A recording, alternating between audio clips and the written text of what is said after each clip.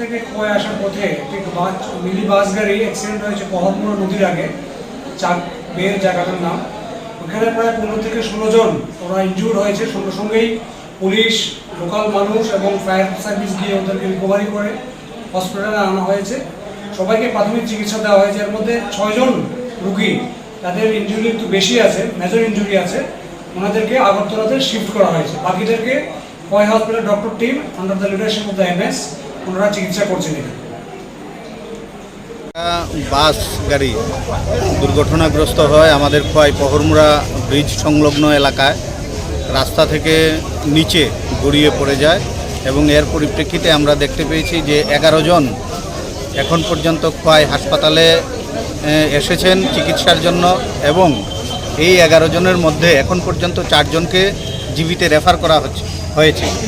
ডাক্তারবাবুরা চেষ্টা করছেন এবং তারা গুরুত্ব বুঝে যাকে জীবিতে আগে রেফার করা প্রয়োজন সেই অনুযায়ী তারা জীবিতে রেফার করে চলেছেন এবং এখানেও তাদের চিকিৎসা, প্রাথমিক চিকিৎসা চলছে।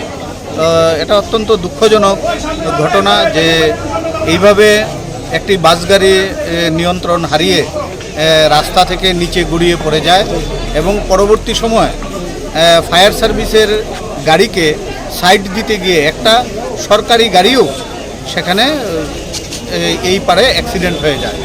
এতে দুর্ঘটনাগ্রস্ত হয় দুটি গাড়ি। তো আমরা সত্যি মর্মাহত এইরকম একটা দুর্ঘটনার জন্য এবং আমরা সবার দ্রুত আরোগ্য কামনা করছি।